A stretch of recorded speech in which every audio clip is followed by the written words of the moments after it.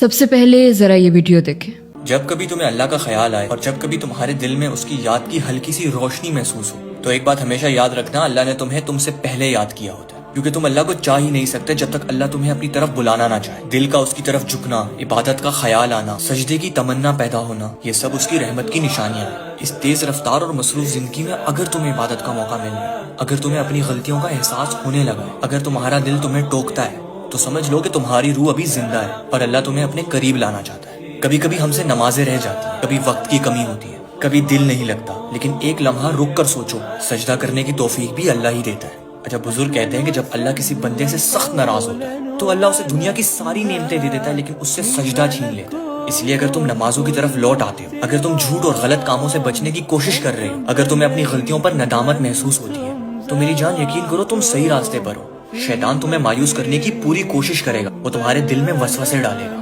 تمہاری عبادت کا کیا فائدہ، تمہاری کون سی دعا قبول ہوئی، اتنے گناہ ہیں تمہارے، اللہ تمہیں کیسے معاف کرے گا۔ لیکن یاد رکھو، جب تک سانسیں چل رہی ہیں تب تک اللہ کی رحمت کے دروازے بند نہیں ہوتے۔ اللہ کی رحمت تمہارے گناہوں سے بہت زیادہ بڑی ہے، اس کا کرم تمہاری خطاؤں سے کئی گنا زیادہ وسیع ہے۔ اسی لیے اپنی مصروف سی زندگی سے تھوڑا سا وقت نکالو اپنے رب کے لیے، کچھ لمحے سجدے میں گزارو، کچھ آنسو اس کے آگے بہا دو اور اس کے ساتھ باتیں کرو، کیونکہ جب بندہ اللہ کی طرف ایک قدم بڑھاتا ہے تو اللہ اس کی طرف رحمت کے کئی دروازے کھول دیتا ہے۔